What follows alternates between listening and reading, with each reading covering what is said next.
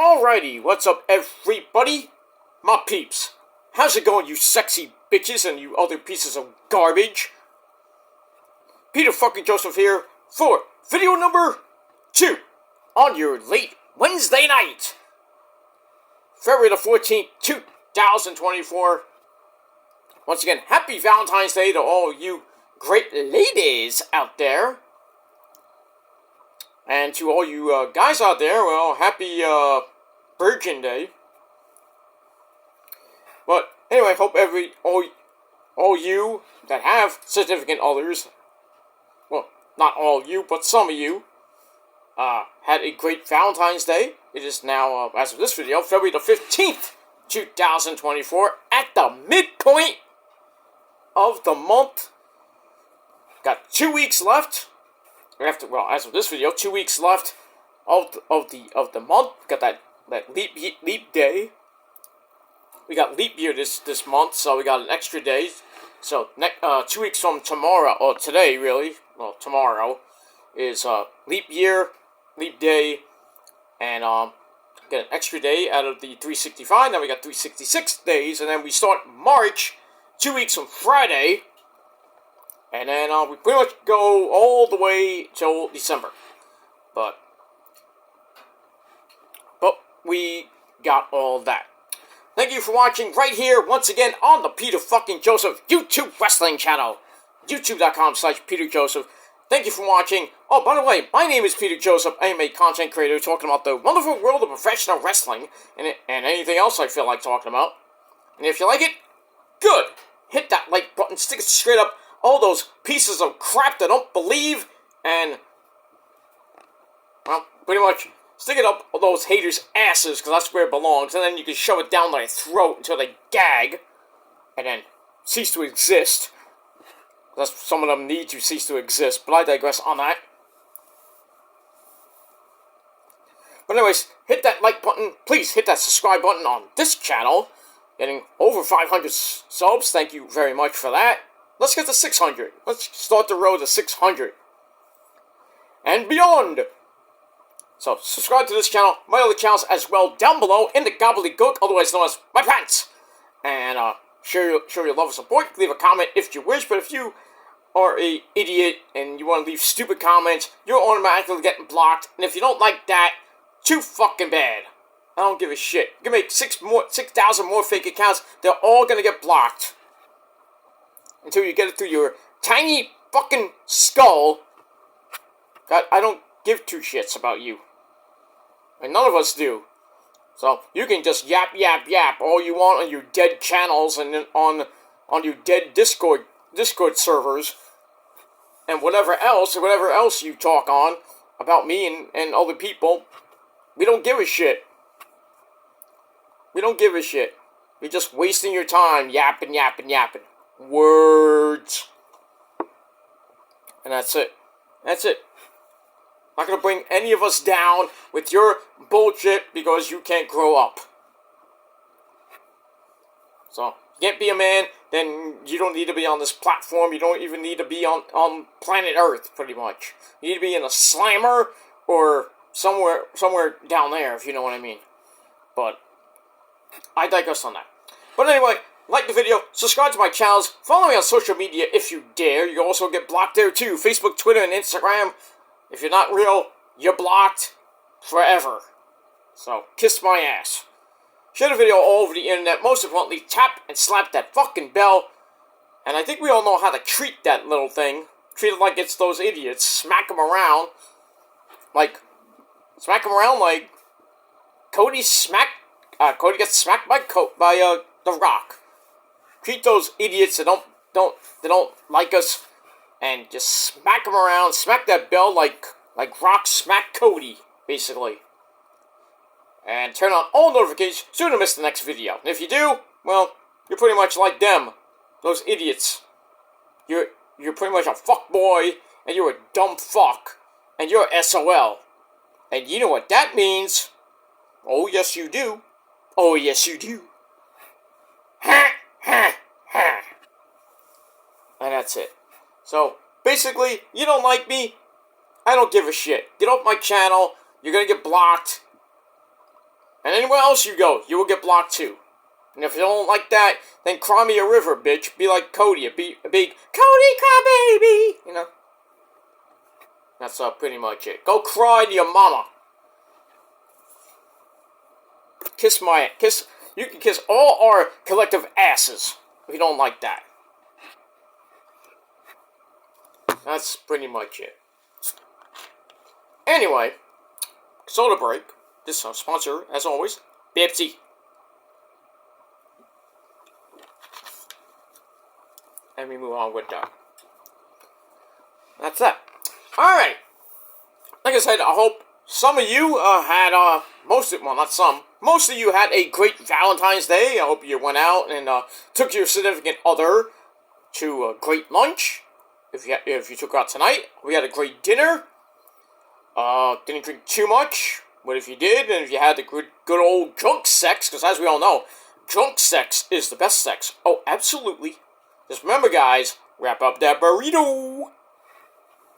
Unless you have good pull-out game, which some of you do not have. But it is what it is. I hope you had a good time. And got some flowers, you got some chocolate. Took her out to a nice dinner, a movie, whatever you did. And had fun. And for all you people that don't have a significant other, well, you got your hands, and you got a whole bottle of Jergens. And granny porn, gay porn, or granny porn, whatever you're gonna watch. But, because some of you will never get laid. Sorry, guess why you're on YouTube all day. Because you got nothing better to do. Because some of you have, don't have jobs, or if you say you have a job, you can't prove it. And you don't focus on your job, and you just focus on petty YouTube drama. It is what it is. I got a good job, I focus on my job. I don't even care about YouTube drama. I don't care, really. I don't care. I don't really care what's said about me. It's the same bullshit I've heard for almost 15 years. People trying to take me off the platform. Not happening. Take me out in real life. Not happening, because I've heard that before. If you want to go to jail so bad, then go ahead and ruin your life. If you're 24, you're 30, 40, you want to ruin your life? Go ahead! See where that gets you. Instead of doing the right thing and just moving on from me. Block me, move on. But some of you can't do that because you have no fucking sense of... You have no brain. You have no sense of just moving on. It is what it is. I try to move on, but even if I move on, I go for, it could be a month or 2 months, and then next thing you know, these idiots are still talking. Because they have nothing better to do. And I know you watch my videos, thank you for the free view, asshole!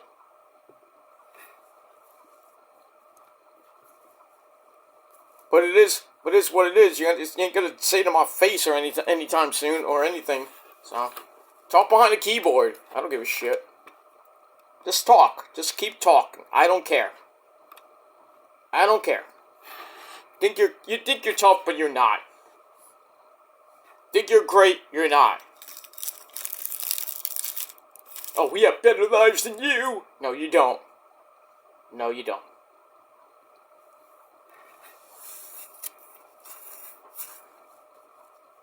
Keep bringing up things from my past. The past is the past. Move on. Nobody else cares about my past. Nobody cares. Not the people that I know. Nobody cares. You want to brainwash people? Then go brainwash people. They're not going to believe you. They have to believe the real source. And real facts. Not fabricated bullshit that you come up with. Just saying. So. Some of you people deserve a good beating in jail, or pretty much get beat. And that's all I gotta say about that. Well, we're just gonna move on. We're gonna keep doing our thing until we don't feel like doing it anymore. But that's it. And if you're new here, and you're an actual real person, well, thank you very much for stopping by. And if you're floating around YouTube and you see this particular video and my gorgeous, sexy face, because your girlfriends and your moms love it, you can't get enough of it either. That's why they slide in my DMs so much. But in any case, you're new here, you like what you see, you want more, please hit that subscribe button. Please show your support on this channel, my other channels as well. Hit that like button, stick it straight up those people's asses, because that's where it belongs. And yeah, hit the bell to get even more. And once again, welcome to the party, pal! We hope you enjoy the ride. Sit back, relax, grab a cold one, whatever you got, and enjoy. And if you like it, great. Stay tuned for more. And if not, well, you can go where the other people go. To hell and go fuck yourself. And that's pretty much all I gotta say about that. Let me move on. Alright, like I said, I hope everybody had a great Valentine's Day. You did what you gotta do. I took the missus out to a great lunch. And then got some business done. That's pretty much all I gotta say about that. Alright, in the description box below is my last video, or the video before this video, my NXT review from Tuesday night. So check it out after the video, or before the video, or whatever you want. It's the video before this one. So stay tuned for that, and go watch it, leave a comment, and have fun with it. That's it. Alright, on this late Wednesday night, and you know what that means, it is time for your late night AEW Dynamite! Yes! Dynamite review! Woo-hoo-hoo! For Valentine's Day, this February the 14th, 2024. And we are emanating live from the HEB Center in Cedar Park, Texas, even though it was from Austin, Texas. Scared them Cowboys that day. Yep. And we move on. Alright, we are a couple weeks, 2.5 weeks away from Revolution, the very first AEW pay-per-view of the year. Good card so far. It is formulating even more now. But we got 6 epic matches on that card. And couple more, maybe a few more might be made, but we'll see what happens with that over the next 2.5 weeks. Alright, we already got the Women's Championship between Toni Storm and Deonna Purrazzo locked up. We got Roddy taking on Freshly Squeezed Orange Juice. Orange Cassidy for the Intercontinental title. International, but it's Intercontinental. We got that. We got Eddie Kingston and Bryan Danielson. Yes! For the Triple Crown Championship. What else we got? Christian will be defending his title at the pay-per-view. That's 4.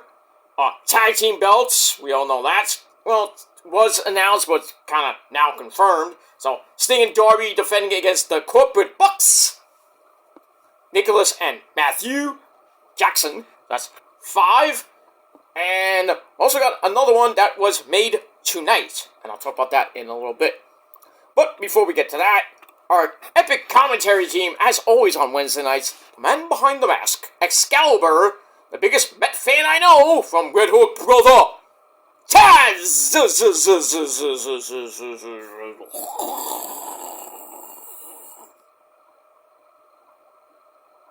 Oh, sorry.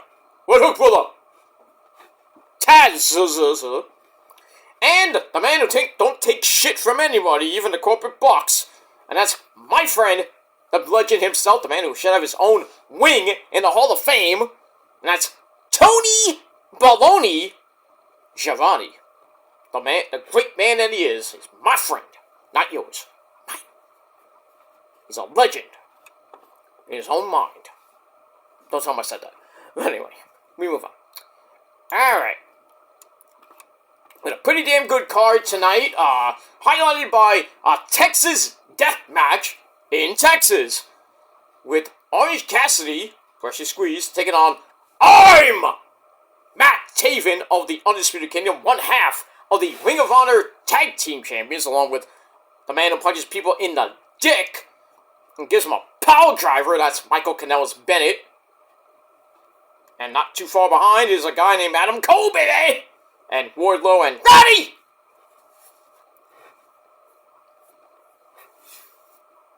But we got that in the main event.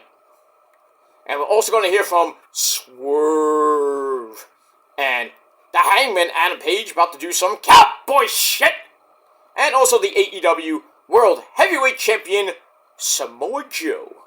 But before we get to that, we got our first match of the night and come out red hot once again like we did last week.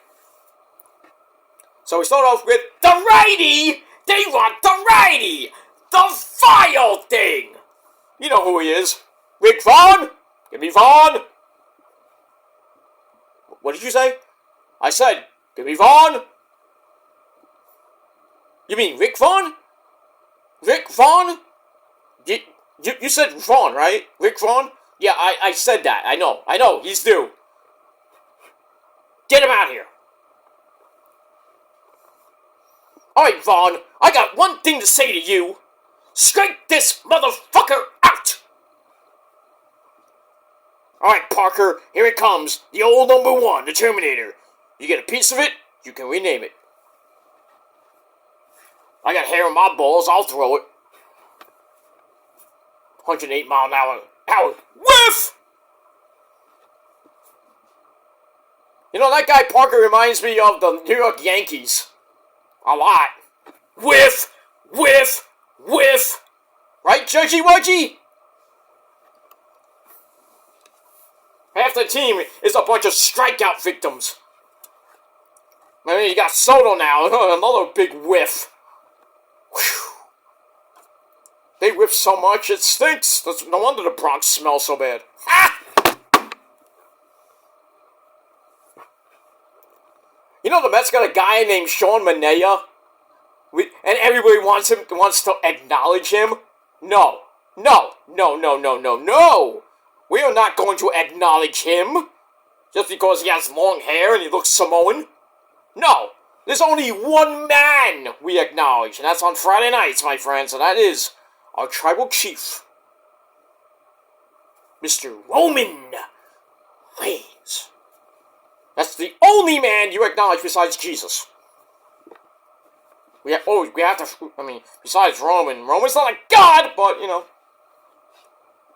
Ray, when someone tells you if you're a god, you say yes!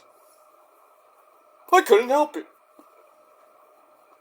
But, anyway, we do acknowledge Roman on Friday nights, but don't forget to acknowledge the Lord, the Jesus Christ, the Lord, every goddamn day.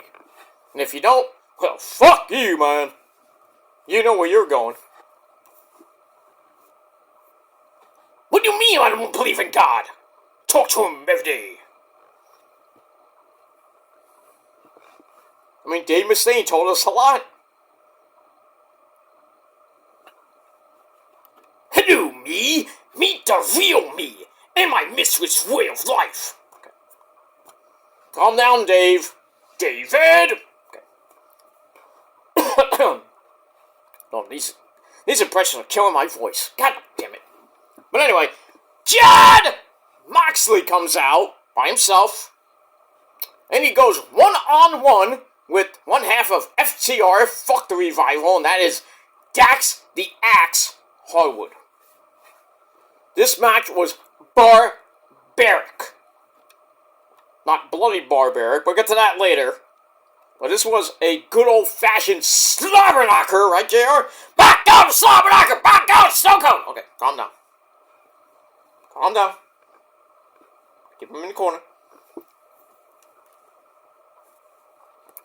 wonder how JR felt. Oh, I'm not going to go there. JR feels good. That's what I'm going to say. That's all I'm going to say. Alright. Alright. Nobody at ringside. No Cash Clock Wheeler, who's about to go to jail pretty soon. Because he has a gun. And we got that. Alright, so we start off the match with Moxley taking Dax into the corner. And then he kisses him from some odd reason. What the fuck? I mean, it is Valentine's Day, after all. Moxley gives old Daxy Poo a kissy kiss. Oh my god, that's gay. Something you want to come out there, John? Mr. Jonathan Good? Are you kind of got a thing for guys? I don't know. Renee Marquette might not like that. By the way, Renee, nice fit. Scrumptious. Anyway, so Moxley puts his hands behind his back, and then Dax kisses him right back. I'm like, what is this? Ah! I don't want to see two grown men kissing in a wrestling ring. That is gay. But if it's two ladies, I don't mind that. Just put me in the middle. A three-way kiss. So about a three-way. Okay. Anyway. And then they start fighting now. Let's just fight like men now. Let's start kissing. Next thing you know, they're having sex in the ring. Ugh. But anyway. They slug it out. Hardwood wins that. Moxley then bites his face. Yeah, you kiss him, and now you're biting the guy. What is wrong with you? Moxley, you got some screws loose. No wonder he's the he's the unhinged maniac. He's a maniac. Maniac! Okay. Kicks him down the corner, and then he locks in a choke. He gets broken up. Hardwood can't get the sharpshooter on. They go to the floor. Hardwood is sent over the barricade.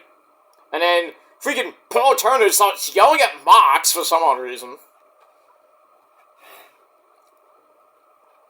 And then a slingshot into the ring post. Ow! They get back in. Moxley hammers away. A powerbomb out of the corner by Mr. Dax. The Axe. Plants for a near fall. They go to the floor again as we go to break. Excuse me. We come back. Both of them are beating the crap out of each other in the crowd.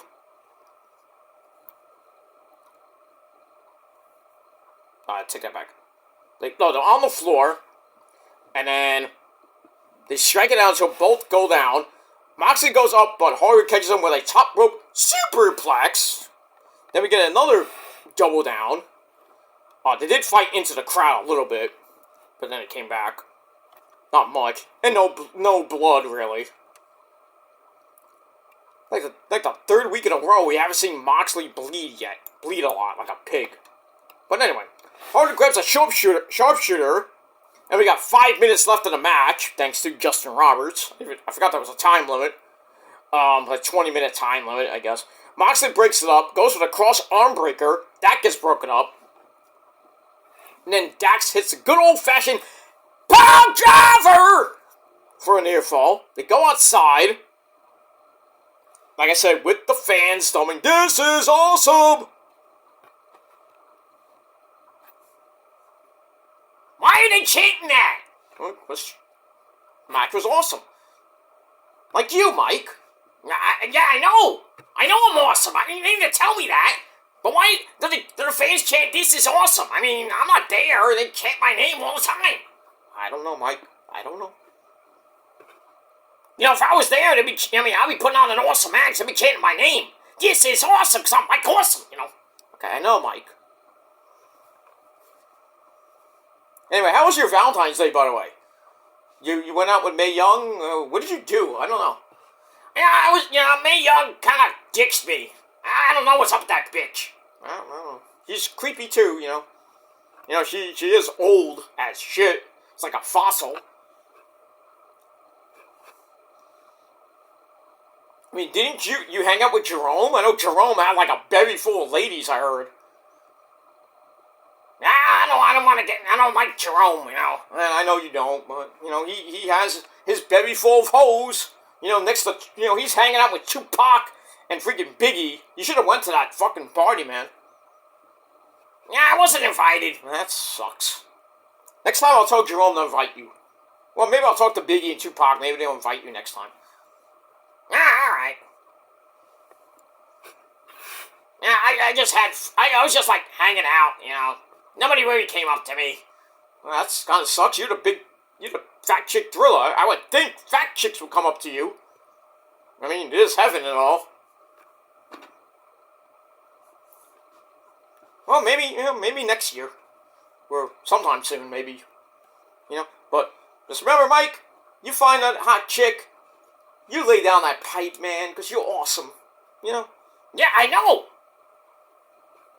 But anyway, I gotta go. I gotta go to sleep. I'm tired. Yeah. Okay. We'll talk later. Alright, want to say goodbye to your great fans? Not really. I just want to go to bed. Can I go, please? Okay, get out of here, Mike. Bye! Oh, I thought you were going!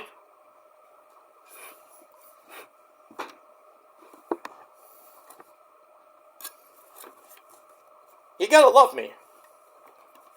I do better impressions than you. Satire. Just remember that. Satire. Comedy. And if you don't like it, too fucking mad, because you can't do it yourself. I'm waiting patiently for somebody to do better impressions than me. I know there are others that do a better Macho Man than me. I mean, they do it pretty damn good. I'll give them that. But some others, not so much. Thinking like the Macho Man really savage. Ooh, yeah. Get it. Okay, Randy, calm down. Don't tell me to calm down. Freaked out. Macho Man this. Ooh, yeah. Liz, can you get him? By the way, happy Valentine's Day, Liz. How you doing? That's right, Mr. Gilmore. How are you doing? I'm doing fine, Liz. You look great. That red dress. Ho, ho. Hey, what are you looking at my wife for? Macho Man. Okay, Randy, I just gave her a compliment. Calm down! Liz, happy Valentine's Day. Thank you, Mr. Gilmore. I mean, that's Joseph. Whatever. But thank you anyway. Miss Elizabeth should be in the Hall of Fame. Why isn't she? I have no idea. The Hall of Fame is in Philly. Who should go in? Francine. But I don't know if she wants to be inducted. I think she said it on her YouTube podcast. She says, I don't think I would like to go in that Hall of Fame. Not that she was ever in, WWE. Well, she was for a little bit, not too much. But I think just for Philadelphia purposes, ECW, she should definitely go in. Her or Beulah should go in. I mean, they're the first ladies of ECW. I mean, there were other women like Lita, otherwise known as Miss Congeniality, Chastity,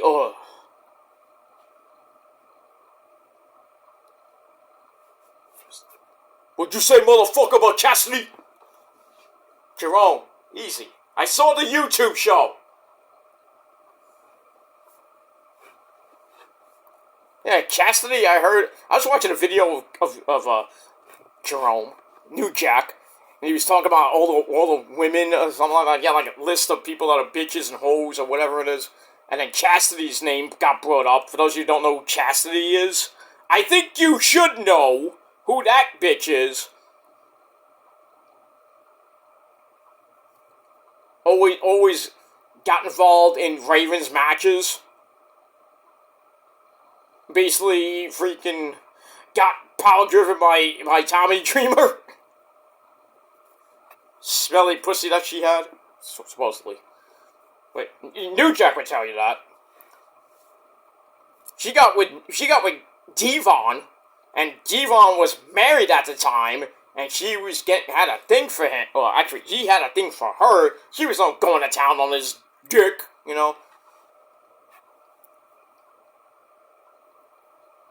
And then next thing you know, Devon's in the locker room. Some guy brings out a tape of Cassidy sucking another guy's dick. Well, going to town on, getting the pipe laid down on her, or whatever it was. Devon's like, oh, I ain't gonna fuck this bitch anymore. I'm out of here. I'm going back to my wife. The stories that some people tell of life on the road, those stories are fucking epic, some of them. I know Mike had a lot of them.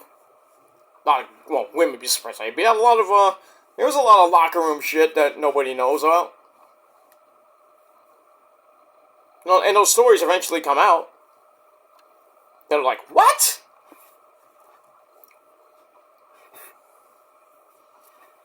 I mean, Francine would tell you all the stuff that happened in the back with all the guys and the chicks too, man. I mean, go watch her YouTube channel. Go watch her YouTube channel. She tells it all.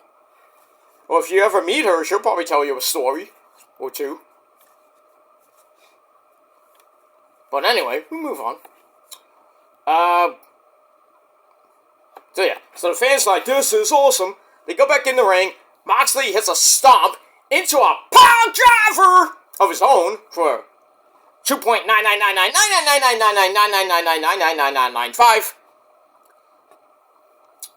Then he goes for the paradigm shift. That gets counted into a bling buster for another 2.9999995. Then we have 2 minutes.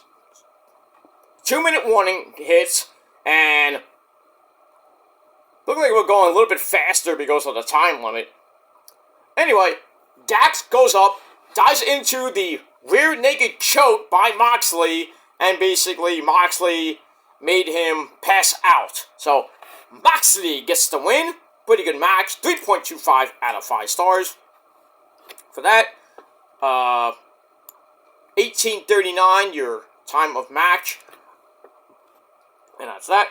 After the match, Moxley won't let go, and then Cash Clock Wheeler comes out without his gun, comes out for the save, and then out of nowhere, Claudio Castagnoli comes in, jumps Cash, I almost said Wheeler Yuta, oh, that would be fun.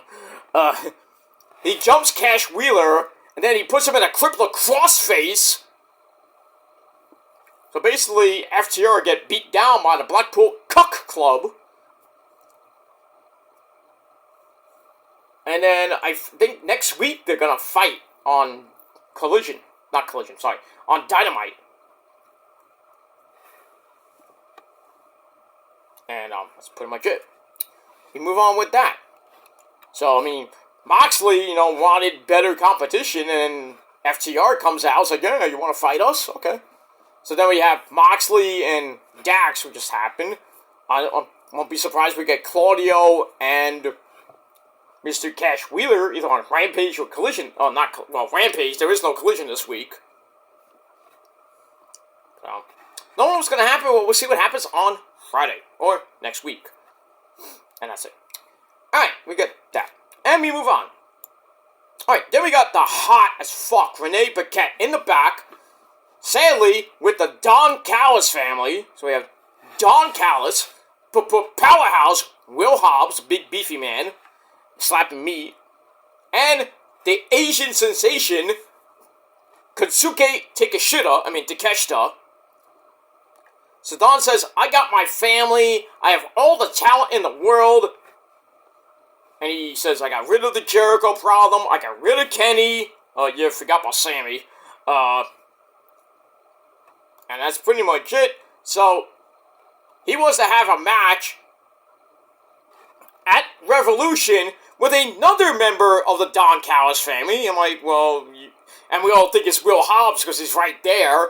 So it's like, we're going to do Kensuke Takeshita against Will Ospreay at Revolution. So that's where Ospreay comes in. He will be on Dynamite next week. Because he's finishing up, we finished up with New Japan. I know they got an event on the 23rd, which is New Beginning in Sapporo, which is Japan. I don't think he's on that event. I know a certain guy named Okada is on that event, and the night after that. I know he's got 2 matches left. It's got an 8-man and I think a 6-man, which is the New Japan strong, New Japan 6-man tag team titles, which they're gonna lose, obviously, because Okada's gone. So, Tanahashi, Ishii, and Okada will drop the belts to I don't know who. I don't care. And that's it. And then Okada will say another speech. And then pretty much we'll see him, hopefully, in AEW on March the 13th. For big business.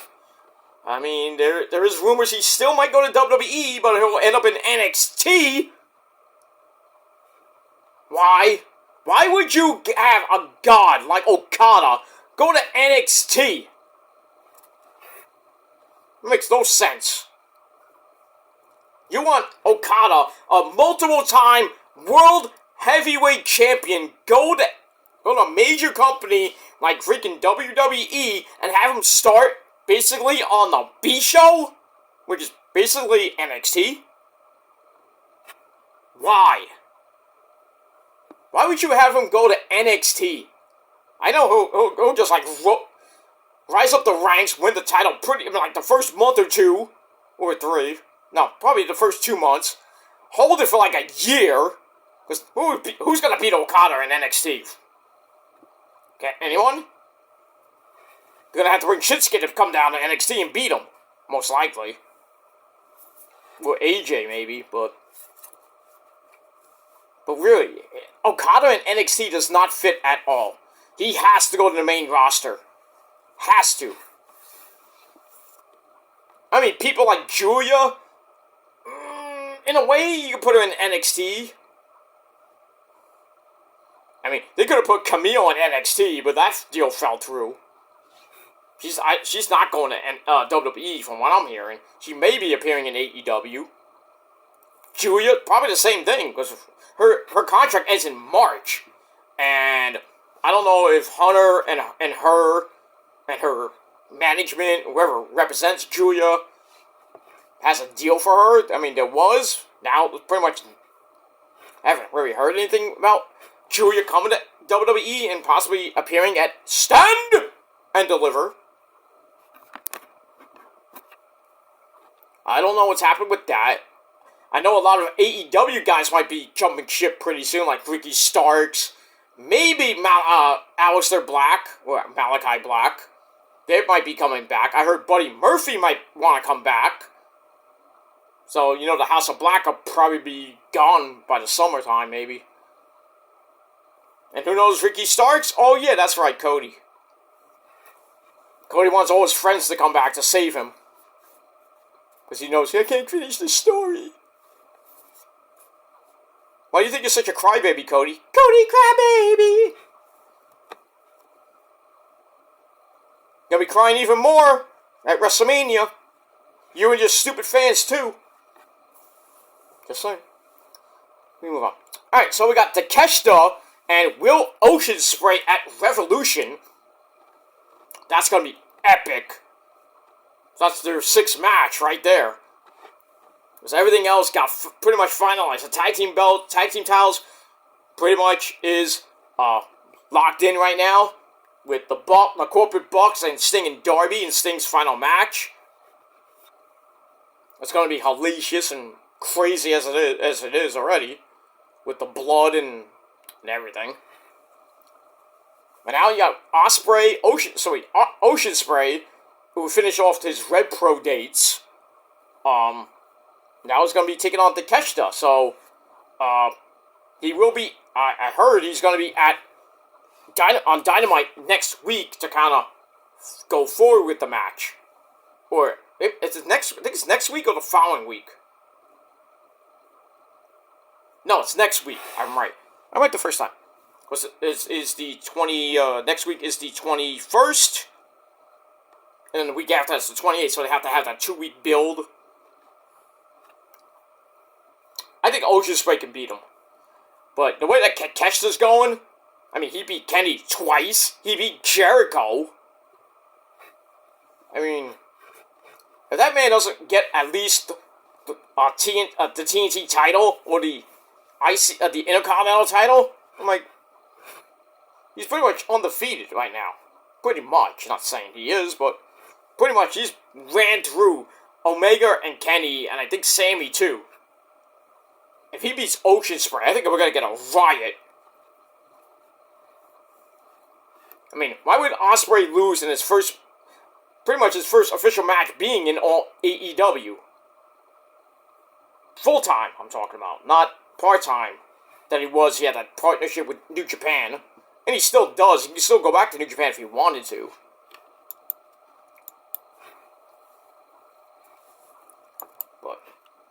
But we get all that. And we'll see what happens with that. Alright, so I gave that little segment 3 out of 5 stars.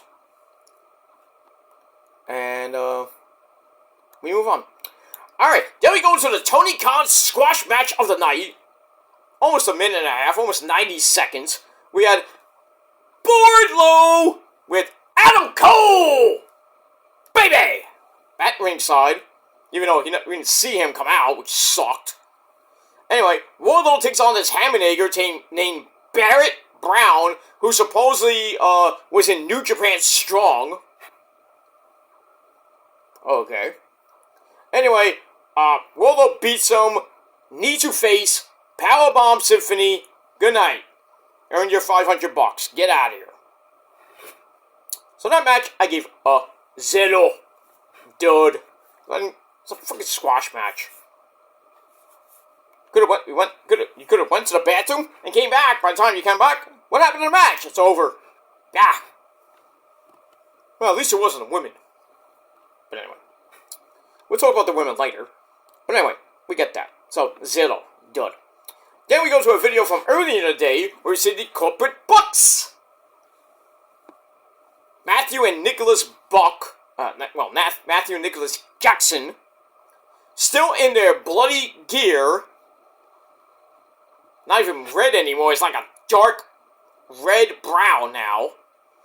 They land at the airport in their Lear jet. Thank you, Tony Khan.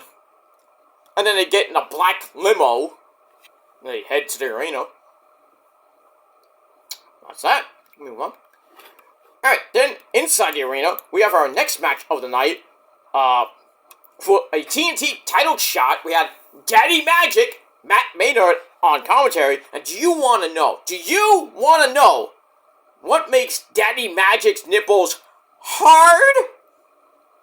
You want to know? You can ask him on his YouTube channel. Or his podcast. Anyway, so he's at ringside. So we have, hey kids, it's Edge. He comes out, takes on the Dancing Fool. Daniel Garcia.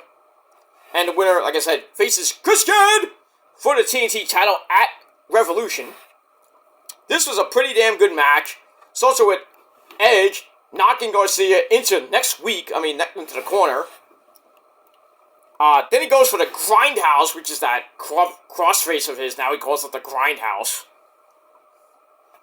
Nice move, taking it from a video game. Not Slaughterhouse. That's an epic game, by the way. No, there's a thing in, I forget what game it is. It's not called Grindhouse, but there's an area of the game called Grindhouse. But anyway, I don't know the game, but I'm just saying. Anyway, Garcia tries a drop down, gets splashed on the back for a near fall, and then Edge tries to choke away on the ropes. That gets broken up. Garcia fights out of it, stomps on Edge's knees. Ow. And then he dives into a shoulder breaker. The last time we saw a shoulder breaker? 1925. Alright, go to break, come back. Garcia catches Edge on the top. But then has his arm snapped down over the rope. Ow. And then Garcia gets back up. A dragon screw leg whip. Working on that knee some more. Stomps away in the corner on Edge, which allows Edge to snap the leg back again. Ow. Actually, Garcia did that. Sorry. Then, and Garcia locks in an STF, without the U, has Edge in more trouble. But he gets out of that, starts to come back. Garcia goes up top, so Edge pulls him down with a single underhook superplex. That was kind of weird. But anyway, he goes up for the spear, and then Nick freaking Wayne comes in and starts beating up an Edge. We have a no contest. Fuck! So I was like, yup. We know what's gonna happen. Good old three-way. Ain't nothing wrong with a three-way. Anyway, it's not. Alright, so we got the DQ no contest finish. So a pretty good match. 3.25 out of 5 stars. So we get that. And then Daddy Magic gets off commentary. Then we see Luchasaurus. I'm not saying Killswitch. That's a stupid name for him. So he comes out. The other members of the Patriarchy. Christian and the ever so hot Shayna Wayne in a turtleneck. You know they're banging. You know they're banging. You know Christian's divorced, supposedly. So you have to know him and Shayna Wayne are fucking. You gotta know. But anyway. So they come out. Matt Miner tries to save Garcia. Luchasaurus takes him out. For trying to help.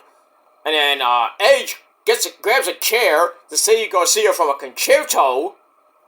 And then he slams the chair into Christian's hand. He's just like, ah, fuck! And he grabs the chair momentarily, but then Edge's like, get out of here. And he's about to smash Christian to bits in the corner, as Christian's like, yeah, like, get away! And then Shayna Wayne hits Edge in the nuts. Uh-oh, where's Beth fucking Phoenix when you need her? So he hits him in the nuts, knocks him down, they beat him up, and then they put him in the, Luchasaurus picks him up and hits the Northern Lariat from behind, knocking him down. They set him up for the concerto, and Garcia's recently gone, nobody out to help him, and Christian, being the dick that he is, boom! Concerto! You're out. Good night, Edge. Concussion City number 55. So they laid him out with the concerto. Garcia finally gets in the ring, but then everybody left. So a little bit late there, dude. So we get that. Then we find out that at Revolution, we're gonna have a triple threat match for the TNT title. Christian defending against Edge and Daniel Garcia. I wouldn't put it past Garcia to win the TNT title, but I think Edge is going to get it back for the second time. Where we go? Yeah, the second time. And then we'll see what happens with that. Maybe we get Edge versus Garcia 2 on a future Dynamite. We'll see what happens with that. And we move on. Alright, then we're going to look back at what happened last week with the Hangman, Adam Page, and Swerve going to a time limit draw, which kind of pissed off a lot of people. Swerve included, he wanted 5 more minutes. Hangman's like, I don't want to, fuck you, I'm out of here. And then Tony Baloney, thanks per Tony Khan, sets up a triple threat match for the world title at Revolution. Page is all pissed. Swerve is happy. Joe says, I'm gonna beat both you guys. And leave you laying, pretty much. So we got that. And that leads us to probably the segment of the night. Joe comes out, still wearing that great suit from the Men's Warehouse, because when you go to the Men's Warehouse, I hope you guys went there for Valentine's Day. But if not, you still have time to go on anytime to the Men's Warehouse. Because if you want to look good for your lady, or just want to look good, period, then you go to the Men's Warehouse. Tell them Peter Joseph sent you. You might get a discount. I doubt that, though. But you might get a good suit. You want to look good? Or at least some of you need a wardrobe. But I digress, because you look like shit. I look good. I know my hair's not the greatest, but, you know, I just came out of the shower like a couple hours ago, so. But in any case, you want to look good, then you go to the Men's Warehouse. And for some of you, not all of you, but some of you, you're going to like the way you look. I can guarantee that. But for some of you douchebag fuckboys out there, not even close. Not even close. You can get good clothes, but not from the Men's Warehouse. Probably go to Hot Topic and get your clothes. Or maybe the Gap. Is the Gap still around? I don't even know. I think it is. Or maybe you go to Banana Republic. Or Old Navy, I don't know. Or maybe the Salvation Army. Who knows? I don't get my clothes from Goodwill either, so I get my clothes from Modell's. I used to get it from Modell's. I got this from Modell's, from the Misses, of course. All the band merch I get from merchandise stores, or I go to a concert, or I get it sent to me. So I'm such a great guy. So I'm Mr. VIP. I might have another one coming, but not at the moment. It's supposed to be mailed out. Might be mailed out in March. But it's a new In This Moment shirt, by the way. Because they just came out with not one, but 2 Valentine's Day shirts. As they always do every year. I mean, I have the Bones shirt from last year. So, gotta kind of upgrade. But some of them are a little bit pricey, but some of them I get for free, so. The one I'm possibly getting, should be shipped probably in April or May, though, but. Which it takes a while, you know. Some of them are not going to be shipped out until, like, March, so by the time I get it, it'd be, like, middle to end of March, so. But if you want one now, you can still get one on In This Moment's official merchandise store, or if you want to get something from New Year's Day, or Kitty. By the way, new single came out today by Kitty. I played it on my NXT review, called Eyes Wide Open. Sounds amazing. Kitty is back, ladies and gentlemen. Those hot ladies, Mercedes, Morgan, Ivy, and Tara, woo! That is a banger. If you haven't heard it, go on their YouTube channel, or go download Eyes Wide Open by Kitty on Spotify or Apple Music right fucking now. Do it now. I mean, I can endorse it all I want, because, you know, I work in music, but Joe Cronin, my boy, thank you, Joe, for putting that on your community tab. Hey, Joe Cronin likes Kitty. I mean, he likes Breaking Benjamin too, I heard.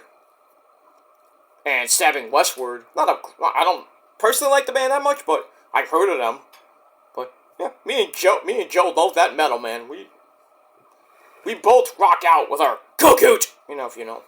Not like that. But we rock the house, man. And me and Joe, we really need your support in getting us to WWE or AEW on commentary. Because nobody, and I mean nobody, can beat us on commentary. Just saying. So please, DM Tony Khan, DM Hunter, even DM Nick Khan for all that matter. Like I say, you got a couple guys, one from Brooklyn, one from where Joe lives, that does great commentary. Tell him to get rid of Byron Saxton. Put us on NXT. Or put us on AEW TV. Just saying. Just saying. I'll do Collision. You don't need Tony Schiavone on commentary for Collision all the time. I'll do it. You can have me, Kevin Kelly, and Nigel. I like both of them. Kevin Kelly's a Met fan, so, I'll be talking about him, if we come to, we do a Grand Slam, or we do an event in New York, I'm like, yeah, we're wearing Met colors, dude. I'll have my Met hat in secret, I'll be wearing a suit, but underneath it would be a Met shirt. And Kevin Kelly's doing the intro. We are live from the outskirts of New York City.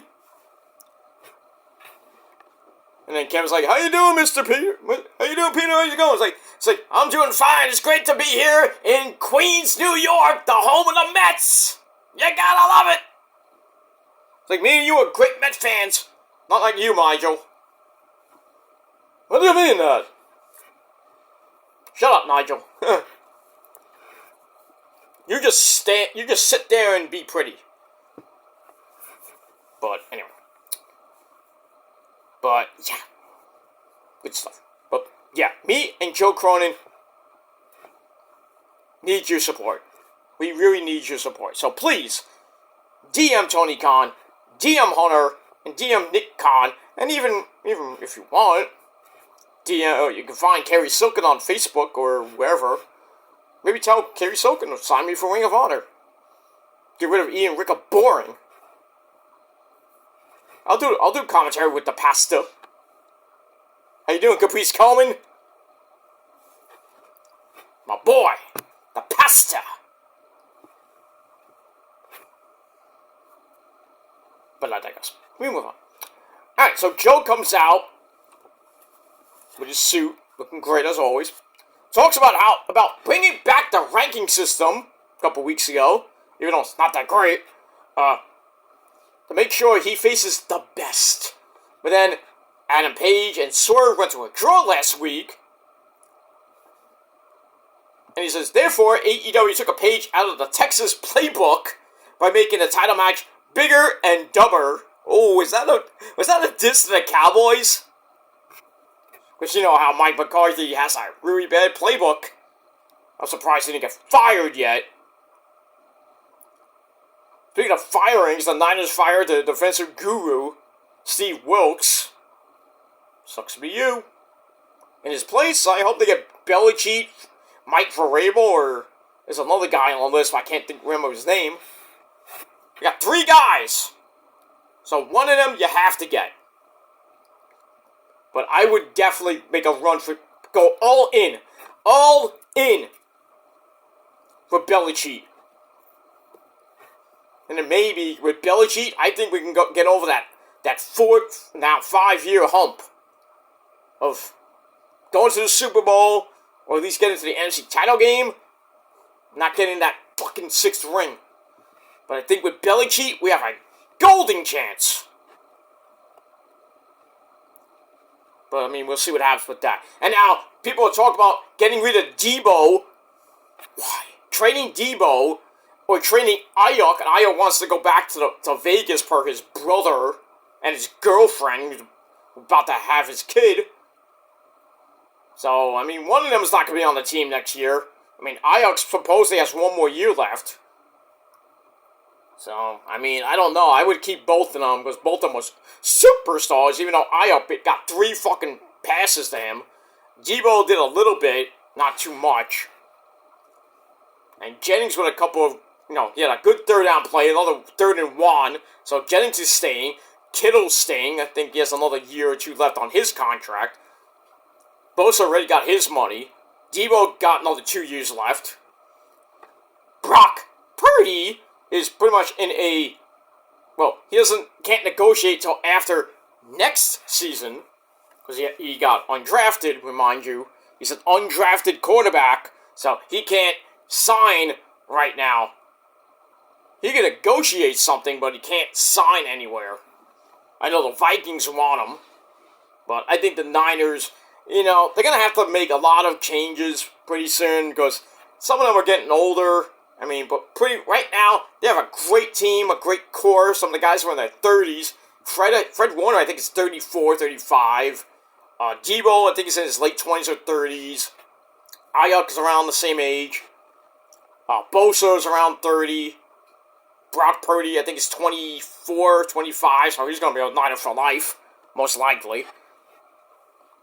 But, I think, the Niners are not going to make too many changes in the offseason. I know a lot of people on the defensive line are free agents, like Kinlaw. Ray McLeod, I think, is a free agent.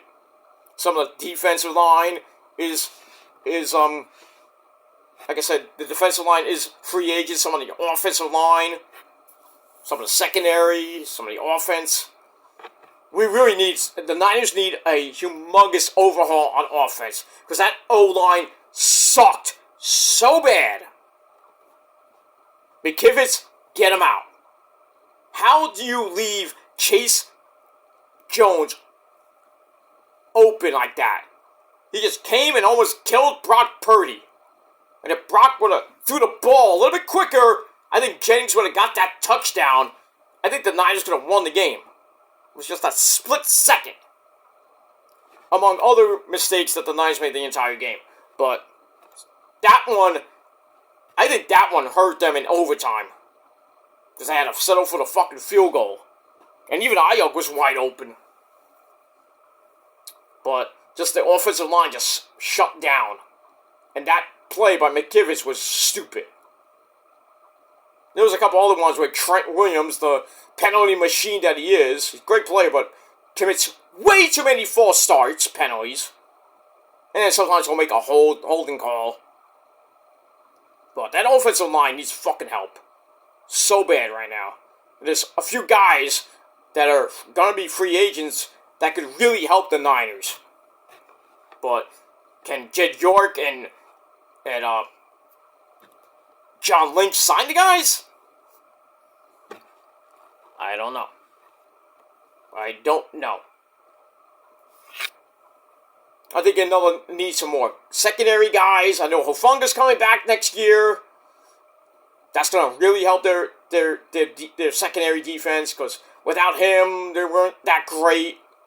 Big-time plays, and then they bring in rookies that missed their assignments, especially in the Super Bowl. It was horrible after Drake Greenlaw basically tore his Achilles apart. That's how the Niners lost, basically. If he was still in the game, the Niners win that game. No doubt about it. You don't see Kelsey going off in the second half. Or even that last play of the game, if Dre's out there, I don't think that the Chiefs win that game. I don't think you have a wide open guy like that guy was wide open. But, I mean, it is what it is. What are you going to do? And said that happened, that tragedy in KC with the Super Bowl parade, with all those people getting hurt and shot. 20, from what I heard, I thought it was 11, but I talked to my mom today, I told her about the thing, she's like, no, I heard on the news it was 24 kids! 24 kids! Why was it these two, I think it was two gunmen, why were you going after kids? What was the point of that? And then the other was just adults. And thankfully, I hate KC as it is, but the people of KC, thank you for tackling one of the gunmen who had an AR-15 rifle. So much for the gun laws, huh? That's Biden economics for you. We have the worst gun laws of everywhere, basically. Trump will fix that. Because he's good friends with the NRA. Anyway. But just shame that happened. And, nobody died that I know of, but some of the kids got shot, they got hurt. I don't know how young the kids were, but that had to be horrific seeing that. I don't know if they got the other guy. I think they did. And then there was a school shooting in Atlanta, and for last I heard, it was 3 people got shot. But I think they caught the man and woman that were in the parking lot. This was after school got out in Atlanta.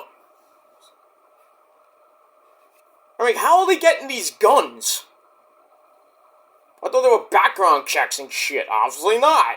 Because we have really bad gun laws here in the United States. It's horrible. Any schmuck can get a gun. But there really should be background checks. You can't, I think if you should just get a gun for protection. But really, guns should be just handed out to military and police. That's it. Nobody else should get a gun. I don't care if you need it for protection. You should only get it if you're a policeman, you're in the military, or a U.S. Marshal, whatever.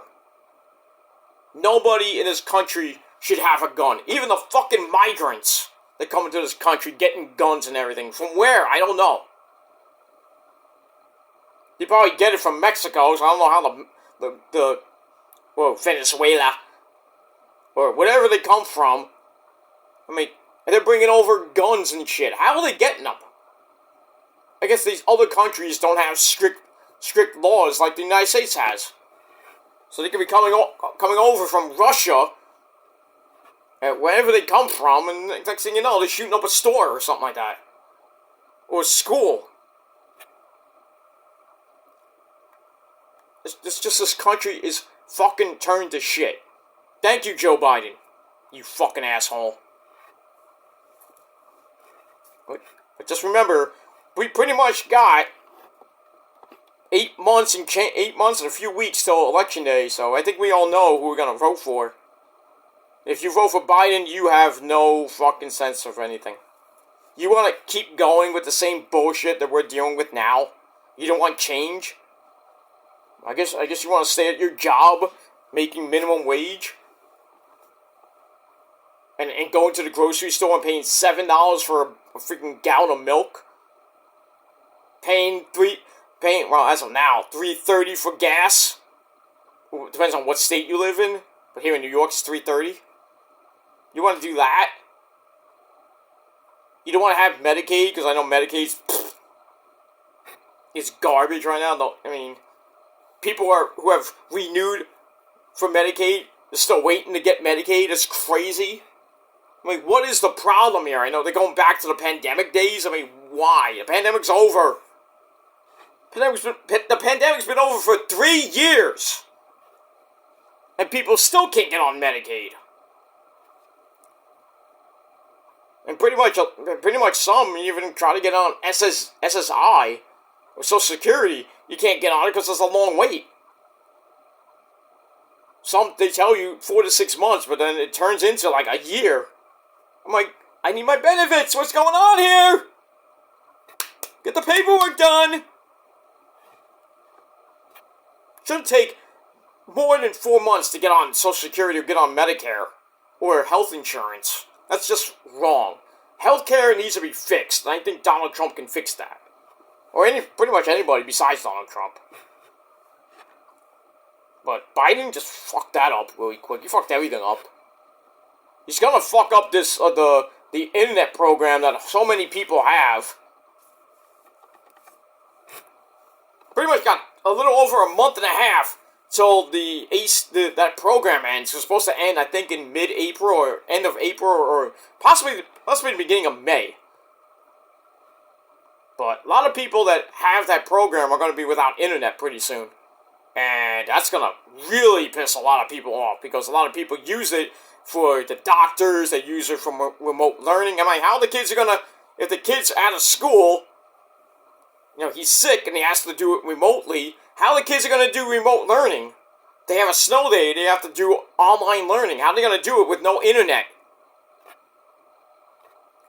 Or I mean, some of the families can't pay it because they're low-income families. They're not going to pay like $200 for the internet, and it's bundled with with cable. You know, some of these families need that program. They get that $30 to $75 off their bill,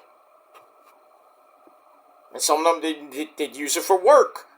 If they use it to go to the doctor, like I said, they need it to go get a job. How can you go get a job online if you can't go online?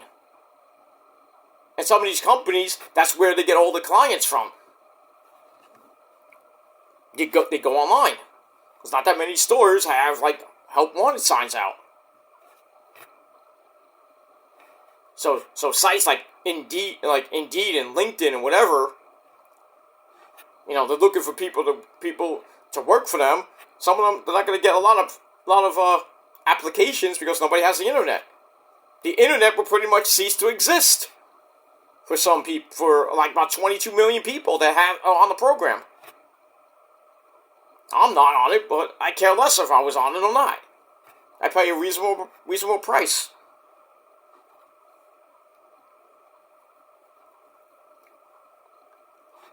It is what it is. I pay a reasonable price for internet. I pay a little bit for the rich man's cable. You know, it's pretty much.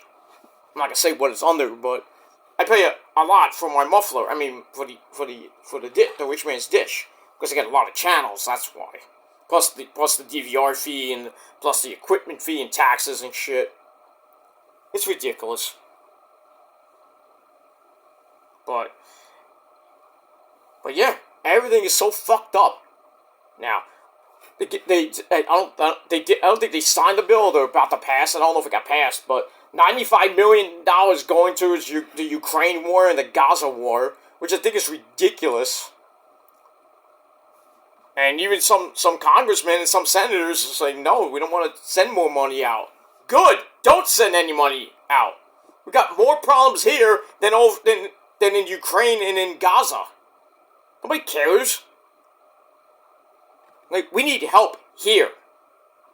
And that internet program for those people is probably the main priority right now. And even Biden said it. He did. That's the first thing I actually agree with him on. Mr. Biden said that he wants to keep this program going. And even the senators in Vermont, Yvette Clarke here in New York, they want, and some others, they're getting a lot of support from other congressmen in their states and their constituents in their state. They got enough Republicans to pass this, at least bring the bill to the House and on the floor to the president of the House, whoever that jerk off is. They have a good plan. So why don't you just pass it already? Pass it through the House. It goes to the Senate. Then you worry. But I'm reading stories almost every day about this thing because I want to keep up to date with it for some people. And there's a mathematical possibility that it could be extended. But I think it depends on, really depends on the House Speaker, the President. So I think he doesn't want to do it, doesn't want to put $7 million into the budget. Yeah, you gave out $95 million to Ukraine and Gaza. You can't put $7 million in for the internet? Because half you jerk-offs in Congress are on Twitter.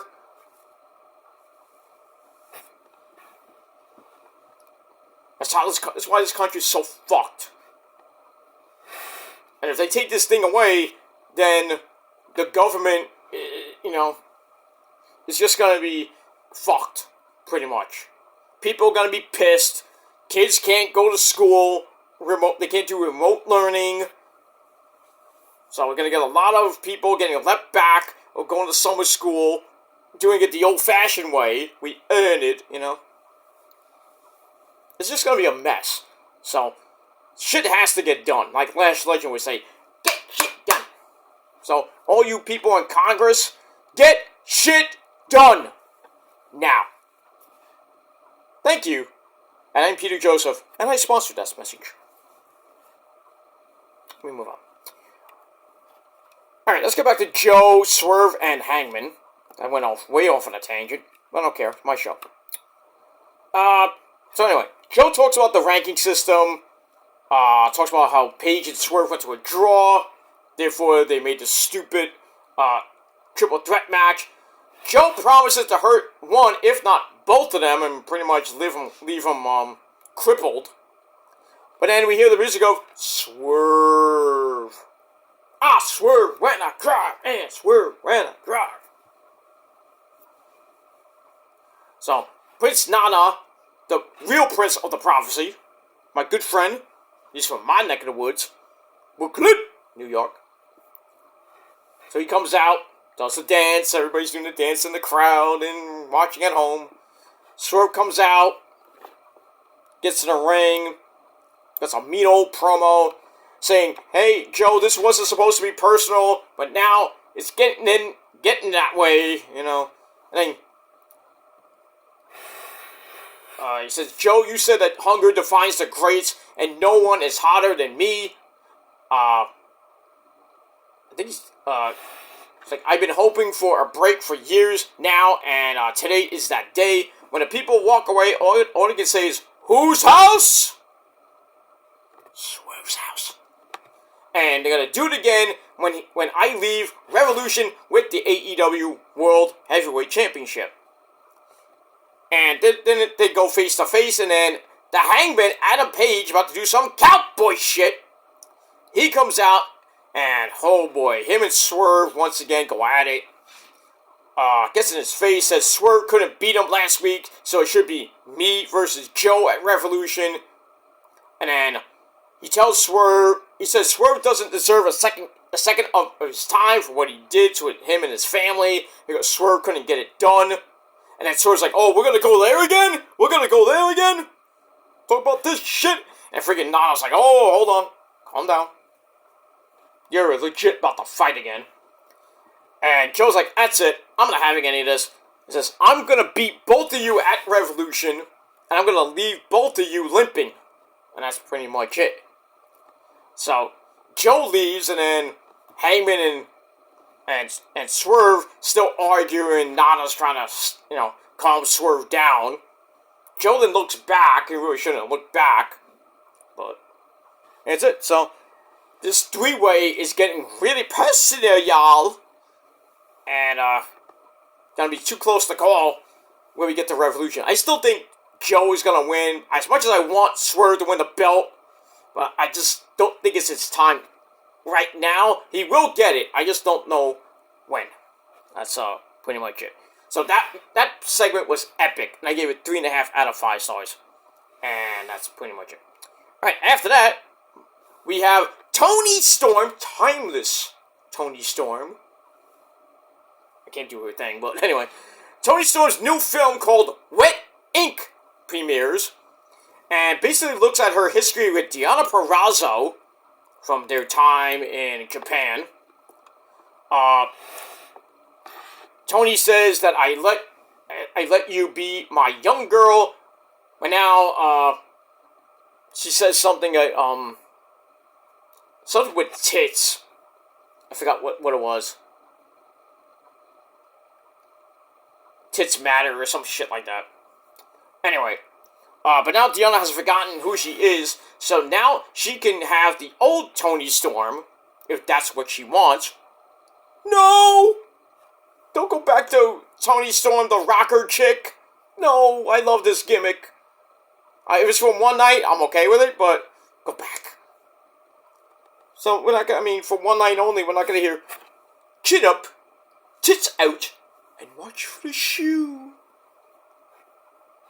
So we get that, and then we go to Renee Paquette with Deonna, and Renee's like, she's like appalled by what she just saw, and she tries to get a word with Deonna, and Deonna says, Toni talks too much, and she's like, Toni, I'm gonna break your arm, bitch. Oh boy. And by the way, Mariah May looking hot in that film. And no, it's not what you thought it was. Wet ink. You thought it was something else, right? You perverts.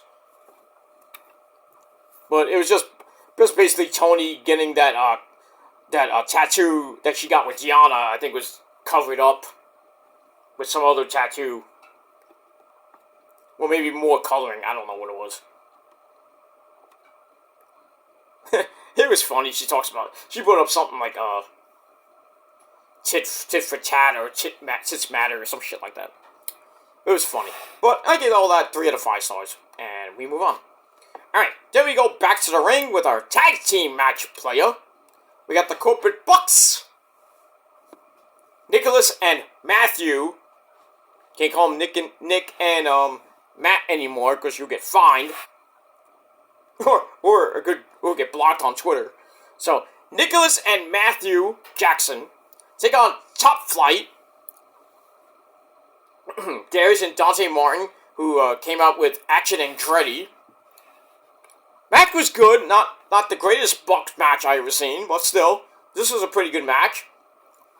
So also with Nick and Dante, with Dante working on the arm.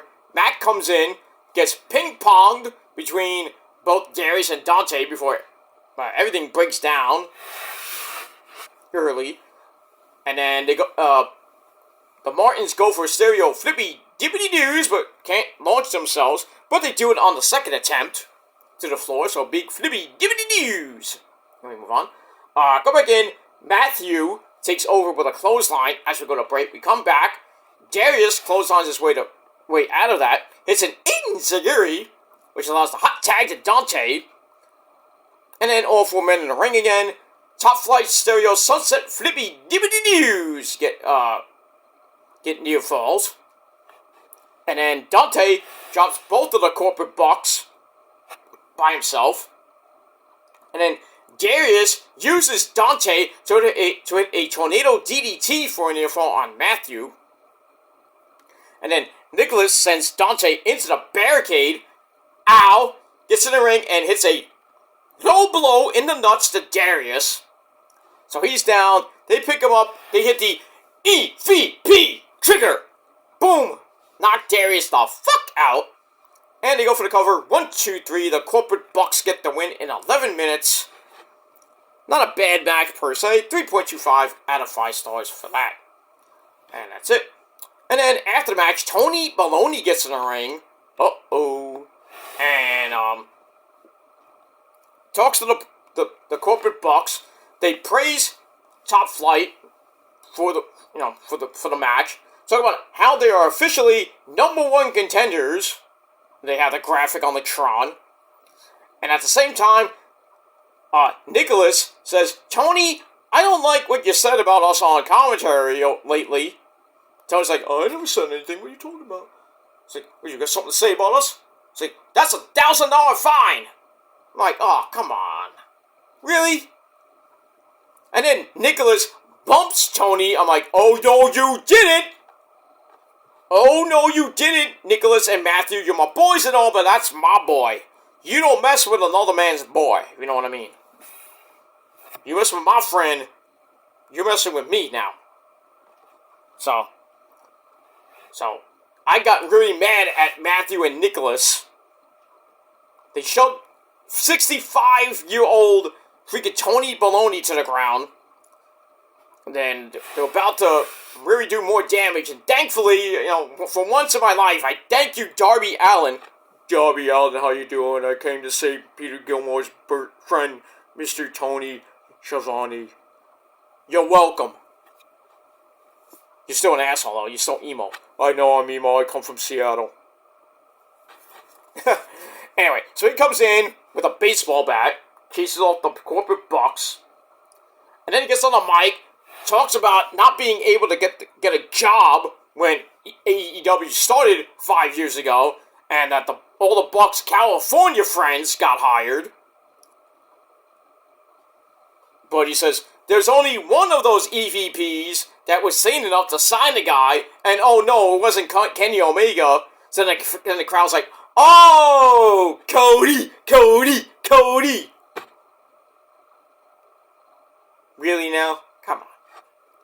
Anyway, Darby then talks about how the Bucks re-signed here, it was like last year, because it was easier, that the money was better, it was much easier for them. And then Darby really cooks here and roasts the Bucks. Brings up the very first Dynamite in October of 2019. Which didn't even feature him, but who did it feature? Brandon Cutler. Yeah, that guy. The cameraman for BTE and now BTDO being the Dark Order. The guy that never wins a match, or he won a few matches, like 3. But anyway. It's like, you signed Brandon Cutler, you didn't even have me on the show on the first Dynamite? I'm the pillar here. Come on. So he talks about the tag team titles at Revolution in Sting's final match, and basically him and Sting have nothing to lose. And now the match is official, which I thought it was before. And basically Darby's like, we're gonna come and kick your ass. And that's pretty much it. So, big fiery promo from Darby. And, the corporate Bucks being corporate schmucks. Hey, that rhymes. And that's it. So we're gonna see that match officially. I would think it's going to be your main event of Revolution, if not the triple threat world title match. But I think it's because of Sting's final match. That's definitely going to be the main event. So I would think maybe the world title match will probably be maybe the match before that or the match before that.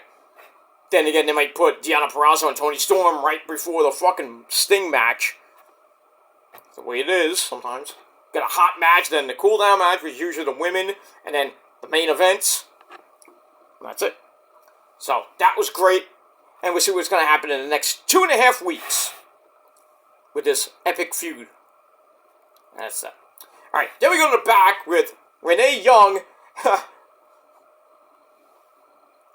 And we got the Bang Bang Scissor Gang of the Acclaimed, the AEW Trios Champions, Mr. Anthony Bowen, Max Caster, and Daddy Ass, Billy Gunn. Just remember, ladies, it's Valentine's Day, so let's get some scissoring. I know it's late, it's not Valentine's Day anymore, but we can still scissor. So, scissor me, mommy ass!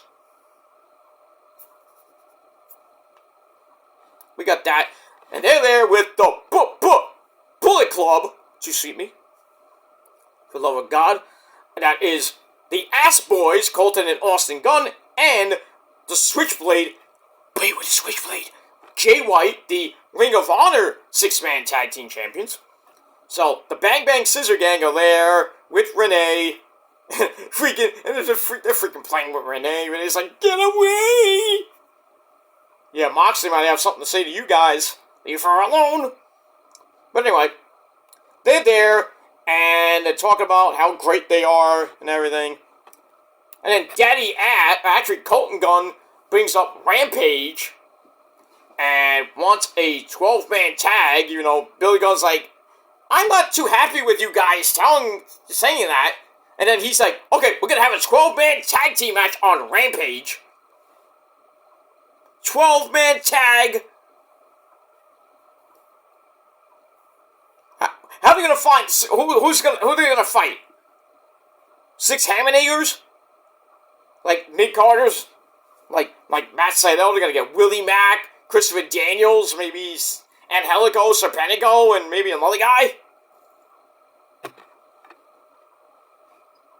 And that's gonna be your main event for Rampage. Gag me with a spoon. Ugh. I mean, why have it on Rampage? Why even have it on Collision? Why have it at all? I don't know. It was great, it was great to have these two, this big mega faction team up, and now it's like, maybe it wasn't a good idea. And we get that. Alright, so I get a 2.5 out of 5 stars. Alright, then we go to the death slot. We have the lovely ladies. And speaking of lovely ladies, we have the resident fun girl, Willow Nightingale, along with Stokely Hathaway, Otaku's favorite person in the whole wide world, and Chris Statlander. Stokely goes on commentary. She takes on Sky Blue, who came out with the lovely Julia Hart, otherwise known as Maria Brink 2.0. Alright, so this match was alright, not great. Sky Blue takes Willow in the corner to start, and then Willow cartwheels her way out of trouble, then hits the pounce! Period. I mean, one hell of a pounce, sending Sky Blue launching her outside the ring. Damn. As we go to break, we come back, as always, the heels come back during the break. Sky Blue gets the better of a strike off with Willow, but Willow comes right back with a splash in the corner. Then a spine buster connects. Sky Blue then kicks her right in the face for an air fall. Willow then sends her to the apron, knocks her down, and then gets caught on top, back inside. And then Sky Blue has her in the corner, hits a super kick, and then hits a power bomb out of the corner. That's showing a lot of strength. Then she sets up for Code Blue, hits it, goes for the cover, but the referee has to deal with Stokely, who got off commentary and got on the apron. Aubrey Edwards, talking to Stokely. Get down! Get down! Eventually, Stokely got down, and Sky Blue got all pissy at Aubrey Edwards and Stokely, and then Willow got right back up, hits Babe with a power bomb. 1, 2, 3. Willow Nightingale gets the win in under 9 minutes, and then her and Stokely fist bump. I was like, where the hell was Chris Statlander? Maybe she went to the back. I don't know. But yeah, this weird thing that Stokely was trying to get Statlander and Willow, to break up, and he was gonna go with Statlander, make her a heel. But I guess that is either still gonna go on. It might happen, or now Stokely's gonna manage both of them to possible championships. I don't know. It's just weird. And Stokely never liked freaking Willow. Now he's like, yeah, fist bump. Yeah, why don't you just bang her for all we care, man? Nothing wrong with that, but it feels that way. You're basically up Chris Statlander's ass for the last month or so. Technically, in the technical sense, not in real life, but it's just weird. This storyline is just weird. But they're going in a nice direction. But where's the end game here?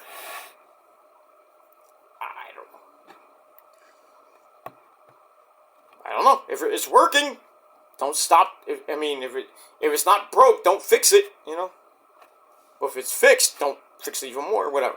Don't break it up. But anyway, we'll see what happens with this little thing with the women's division. And yeah, kind of a bad loss for Sky Blue. I would have been fine with a tag team match with Sky Blue and Julia taking on Julia and Statlander instead of a stupid singles match. I think we all know Willow was probably going to win anyway. Or Julia should have came out and did something like blow the mist in her face or something like that. I don't know. We get that. Whoops. Alright, that's it. Alright, then we get a kind of rundown of next week's card. Well, besides Rampage. That I don't even know the card, most of it. Besides a 12-man tag team match. We do. I think it's Sammy Guevara and Jeff Hardy, dude, in a no disqualification match. I'm interested. That could be good. We'll see. But on Dynamite next week, we got Swerve, Joe, and Brian Cage teaming up in a 6-man tag team match to take on Hook, Send for the Man, Hook, Hangman Adam Page, and RVD. That's a weird 6-man tag team match.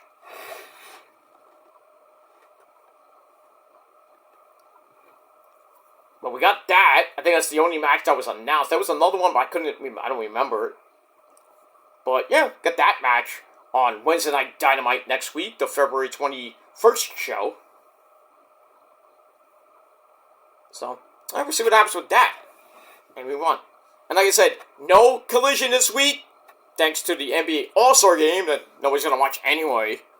So, the only thing we got left is Rampage this Friday night after SmackDown, which we all know SmackDown is live, but it will be taped next week. Rampage is, most of the time it's taped. So, tape this week, tape next week. It will be live March the 20th, right after live Dynamite. Then I guess that March 22nd Rampage is not going to happen, I guess. So no Rampage on that Friday. Although, if not, they might do, Collision might be off on the 23rd because of the NCAA tournament beginning. Because it's going to be on TNT. So, maybe that Friday night might get a Friday night war between SmackDown and Collision at 8 o'clock. I guess gonna be fine. I'm probably just gonna watch SmackDown. I'll watch Collision after that on DVR. But I mean, we'll see what happens with that. When we get to March, we're about 2 weeks away, so we'll see what happens with that. Then we go to your main event of the evening, a Texas Death Match, not for the Intercontinental title, but we have freshly squeezed orange juice, Orange Cassidy, taking on I'm Matt Taven. And if you don't like Matt Taven, you, sir, are a Melvin. One half of the Ring of Honor Tag Team Champions. Alright, so it's a Texas Death Match, which has Texas Death Match rules. No disqualification, last man standing. So why you call it a Texas Death Match? It's in Texas, I guess. But it did have that Texas Death Match feel. We'll get to that in a minute. Starts out with Cassidy slugging away at Taven. Taven comes back with a drop kick. Then a powerbomb for a near fall.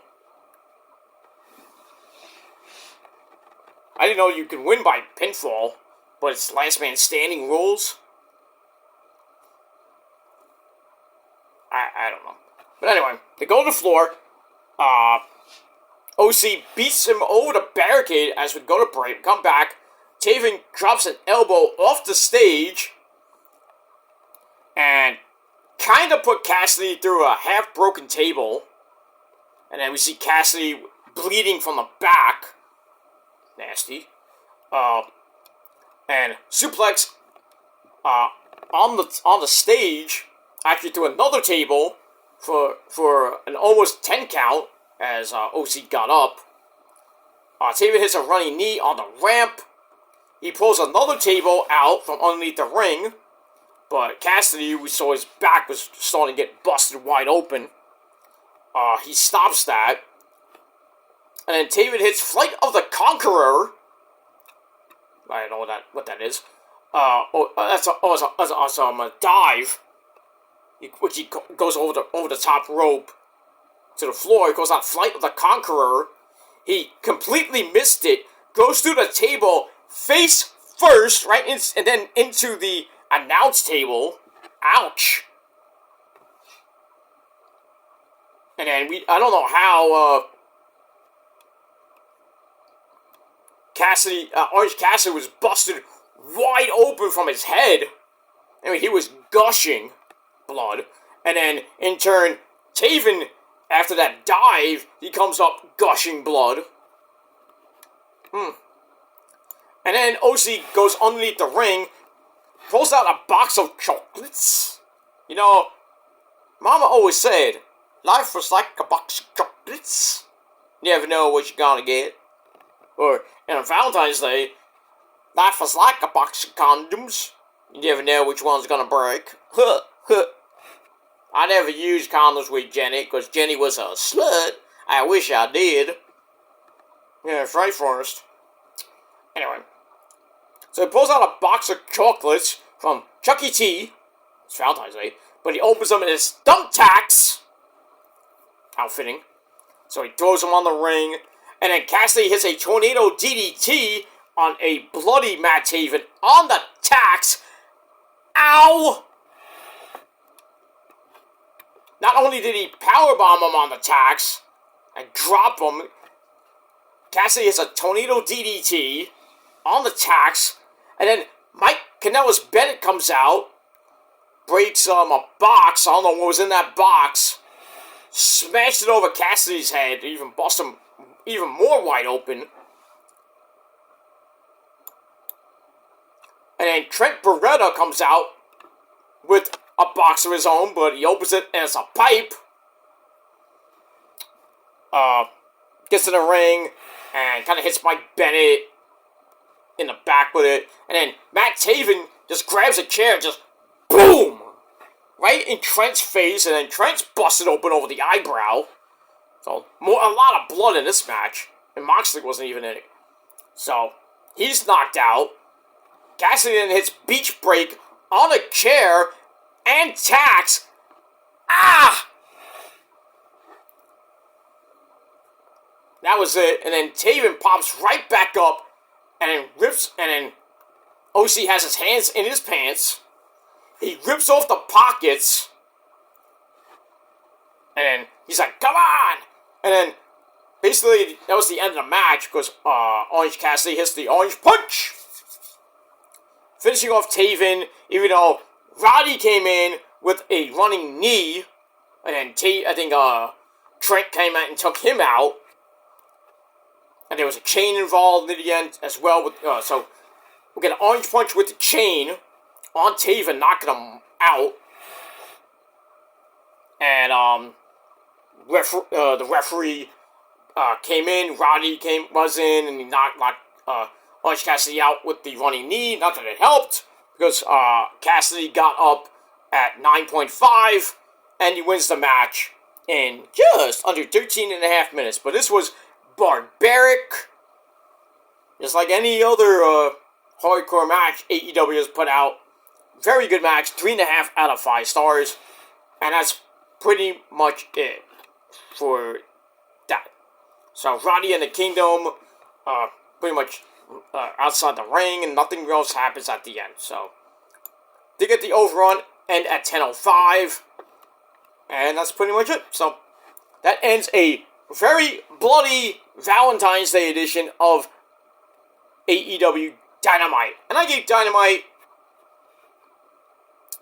I gave it a respectful 7 out of 10 stars, just like NXT last night, Tuesday night. So, pretty much both shows get a straight down, well, not down the middle, daddy, but 7 out of 10 stars, pretty fair rating for me. But what's your rating for Dynamite tonight? Leave it down below in the comments section. Please hit that like button so you can straight up everybody's butt. That's where it belongs. And that's pretty much it for that. Alright guys, I gotta go because I gotta go to bed. I have the day off tomorrow because I gotta go for a back MRI. But I gotta go after that. I gotta go to physical therapy, my last session on my knee. Because next week I start my back. That's gonna be a pain in the back, basically. So Old Man Gilmore, or Old Man Joseph, will be getting worked on. It's not gonna be fun, but I want to try to get back into some shape, by the end of the year. That's one of my goals, is to get better mentally and physically.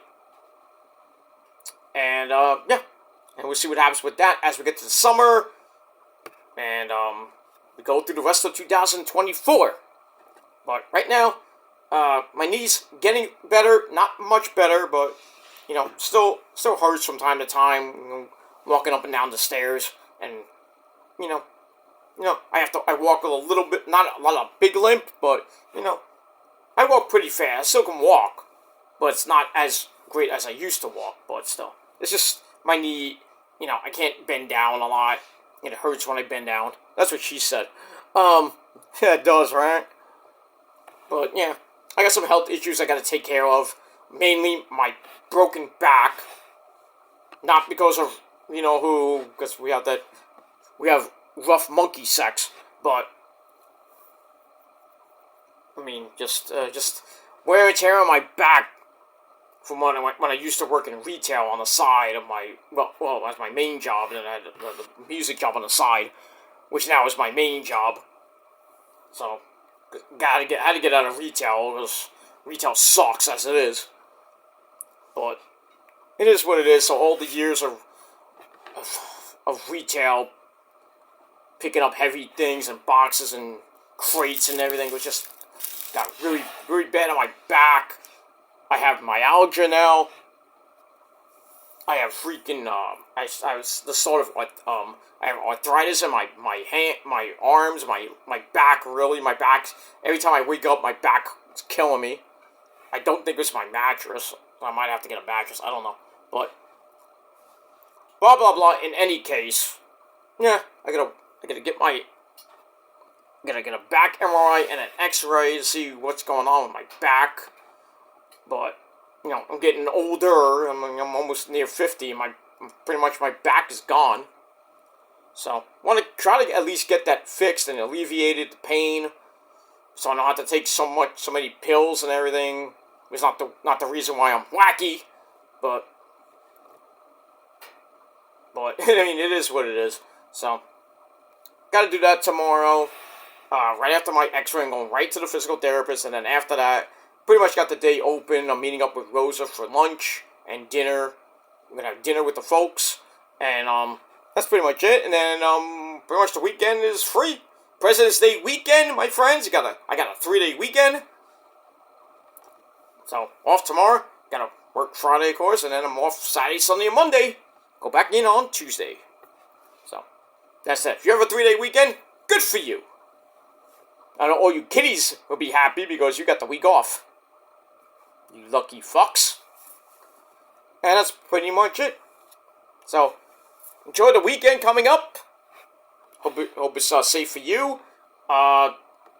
Some of the snow that we got on Tuesday, yesterday, still around here in my area. Still a little bit on the ground. Still a little icy and icy patches a little bit, but it's melting slowly. We're supposed to get another inch, half to almost 1.5 inches on early Saturday, late Friday night into Saturday. Like right after midnight, we're getting like a ½ inch to about an inch. So it'll be gone because it's supposed to be it's gonna be like 35, 38 that day, near 40. So might get a little bit of late melting like we did Tuesday because it was snowing and then the sun came out, and most of the snow we got was supposed to be 5 to 8 inches here in my area, but barely got like 2 to 3 inches, I think, almost 4. But by the time after I finished work on Tuesday, so yeah, I had to work at home, so I went out to shovel and I barely shoveled anything, which helped me in my back, but I had to do it because even with my broken back, I still did it. But I did it, like 15 minutes, I was done. Was done, threw out the ice melt, bing bang boom, went back inside. Was happy. Didn't have to shovel like 13 feet of snow. And now, this weekend we're getting about an inch, so I really don't have to do much except maybe put a little ice melt down on Saturday morning. I'm not really going out Saturday anyway, so Sunday, maybe, but we'll see. Sunday dinner, of course. So, we'll see what happens with that. But, all in all, hope everybody has a great weekend, a great President's Day weekend. And like I said, if you have a 3-day weekend, great for you. If not, well, too bad. And that's it. Alright, guys, I'm out of here. Thanks for watching.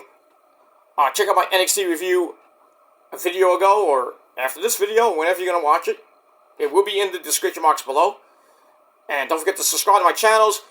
Hit the bell, turn on all notifications so you don't miss the next one, because if you do, you're SOL. And you know what that means. Follow me on social media if you dare, and share the video all over the internet. And that's pretty much it. Alright, thanks for watching, guys. And until next time, if you're not down with that, well, you're a fuckboy, you're a bitch, and you're pretty much SOL. Because that's it. If you're not down with that, all that, still, well, we all got 3 words for you fuckers. And that's the greatest words in the history of life itself. Fuck you, man. That's it. Remember it. Because if you don't, we'll make you remember it. Trust me on that one. Thanks for watching, everybody. I'll probably see you guys tomorrow for Ring of Honor and TNA. And anything else really comes your way, I might do a video tomorrow. Maybe I might not. I might do it Friday. But tomorrow night, definitely we're doing Ring of Honor and TNA, separate videos on my Kill Demons channel. And then Friday night, or maybe Saturday, I might take off Friday night after Rampage goes off the air. Nothing on Saturday, so I might just take the rest of Friday night off and do SmackDown and Rampage in one video on Saturday afternoon, maybe Saturday evening. And that'll be it. And then that'll be it for the weekend. Got nothing else to do unless there's something big coming on the weekend. But we'll see what happens with that. But next week, next Friday afternoon, I'm going to do TSL 23, which should have been already 24, but it's 23. Your your Elimination Chamber predictions, and then got the Elimination Chamber basically Saturday morning at 5 o'clock. I would do my review later that afternoon, and then we got Collision that same night, that same day, well, really that night. I would do Collision that night, right after Collision's over, and then that's it for that week, next weekend, which is the last weekend of February, officially. And then, we got the end of February, we got Leap Day, which is the greatest day in the world because Final Fantasy VII Rebirth comes out. Oh, I can't wait, I can't wait for that. Adam Cole, baby, Chugs is going to be playing the hell out of that game that day. I don't know how many hours he's going to go, but I think he's going to get to the beginning of the game. Because it's 2 discs, so it's a lot of things to get through. Still hasn't beaten Final Fantasy 16, but it's very close to beating it.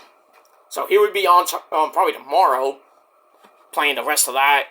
I think he'll have it beat by this weekend, or maybe early next week. But we're 2 weeks away from this video of Final Fantasy VII Rebirth coming out. And that's going to be fucking epic. So if you like that, if you like that game and you like to see people play it, then wait for it to come out. Or there's some people that are playing it now, but there's people from like Spain and overseas that have the game already. So if you want to watch watch-alongs or you want to watch walkthroughs or whatever, then you can do that right now on YouTube. There might be some on Twitch. But pretty much, I would wait till the official drop of the game 2 weeks from today, because a lot of people are going to be playing it. Adam Cole is going to be playing it. Even Breezy, Tyler Breeze, my boy, my friend, is going to be playing that game. Other people on Twitch are going to be playing that game. I mean, it is going to be one heck of a game, and I don't think anybody's going to be leaving their house that much. Because everybody's going to be playing that game for like months on end. Every freaking day. They might be playing it 24 hours a day. Because that game is long. Trust me, it is long. It is new stuff. There's a lot of side quests. If you want to get 100% of everything.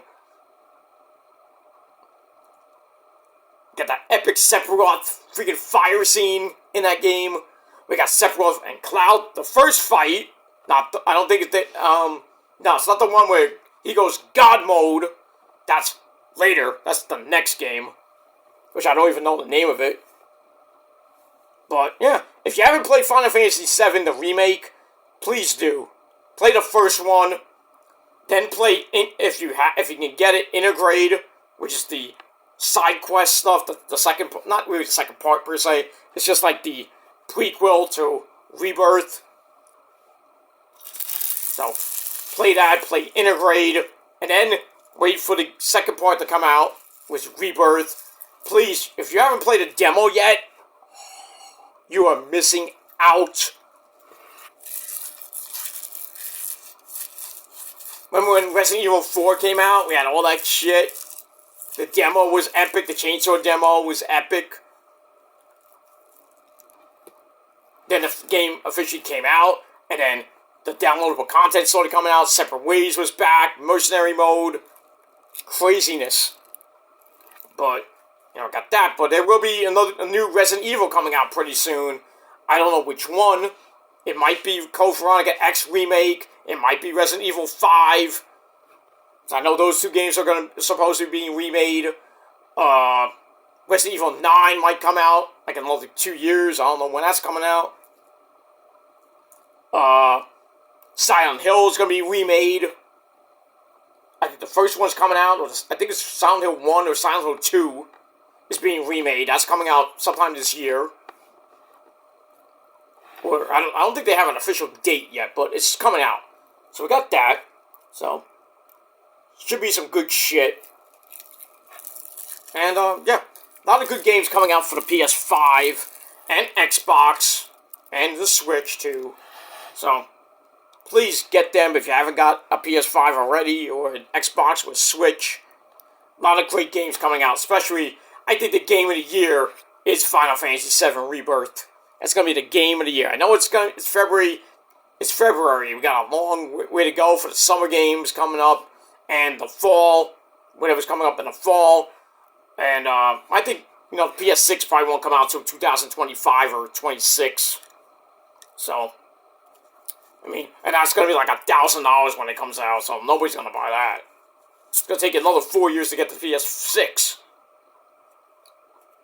Took me a long time to get the PS5, but I finally got it. And it cost me like $350, but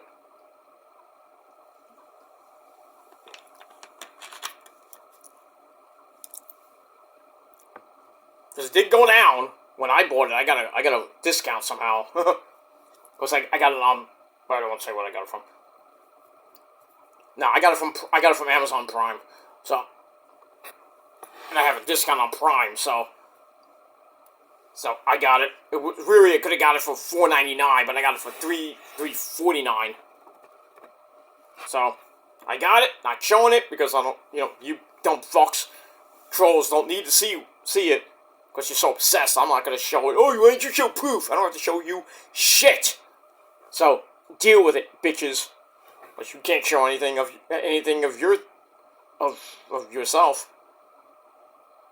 Oh, I work. Yeah, where do you work? What do you do? I'm not going to show that. I'm not going to tell you.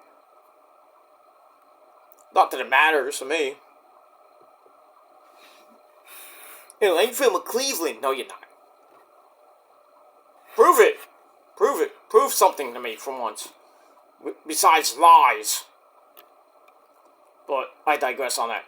So anyway, we got all that. Alright, I really gotta go, guys. Thanks for watching, and until next time, peace, and go fuck yourselves. Now, see you guys tomorrow. But until then, fuck you, man.